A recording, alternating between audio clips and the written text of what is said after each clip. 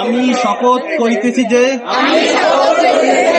মানুষের সেবায় সর্বদা নিজেকে নিয়োজিত রাখিব এবং দেশের প্রতি অনুগত থাকিব। দেশের একতা ও শৃঙ্খলা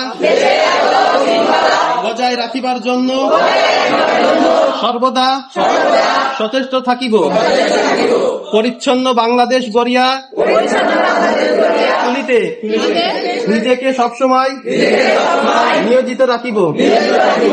আসসালামু আলাইকুম। এখানে আমরা যারা আসছি বিডি ক্লিনের সদস্য, এখানে যে কজন সদস্য আসছি তারা হচ্ছে বিডি ক্লিন মোহাম্মদপুর উপজেলার সদস্যরা। তো এখানে এসে আমরা ইতিমধ্যে এর আগেও দেখছি যে হচ্ছে আমিনুর রহমান কলেজে মোটামুটি যে একটা পহেলা বৈশাখের অনুষ্ঠান হয়েছিল, তো সেই ক্ষেত্রে ময়লা হয়েছিল। তো এই কলেজটা যেহেতু নোংরা হয়ে আছে, তো এই জন্য আমরা হচ্ছে কলেজে আসলাম এবং যে ছেলে মেয়ে আছে এদের সাথে আমরা কথাবার্তা বলে আমাদের যে বিডি ক্লিনের যে কার্যক্রম গুলো আছে সেই অনুযায়ী আমরা শপথ বাক্য পাঠ করে নিয়ে আমরা সবাই মিলে একযোগে একসাথে কার্যক্রম করতেছি। এবং সেই অনুযায়ী এই যে এখনকার পরিবেশ তো আপনারা দেখতেই পাচ্ছেন, আর অল্প কিছু কাজ আছে, যতটুকু পরিষ্কার করলে আলহামদুলিল্লাহ অনেক সুন্দর একটা পরিবেশ চলে আসবে আমিনুর রহমান কলেজে।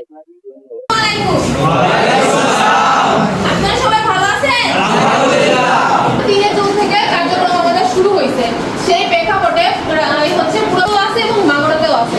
আমরা এইটার মধ্যে মোটামুটি ভালো মতোই কার্যক্রম করছি। এর আগে যে সীতারাম রাজার বাড়ি, ওখানে যে পুকুরটা ছিল, ওখানেও আপনারা বিগত দিন যদি দেখে থাকেন দেখবেন যে বিডি ক্লিনেও কিন্তু সেখানে আছে, তারা কার্যক্রমে অংশগ্রহণ করছে। মিজানুর রহমান, ভারপ্রাপ্ত অধ্যক্ষ, আমিনুর রহমান কলেজ। আমি জেনে অনেক এবং দেখে অনেক খুশি হলাম। আমাদের এক ঝাঁক তরুণ যুবক যুবতীরা বিডি ক্লিন নামে একটি সংগঠন করেছে। তাদের ব্রত পরিষ্কার পরিচ্ছন্ন বাংলাদেশ।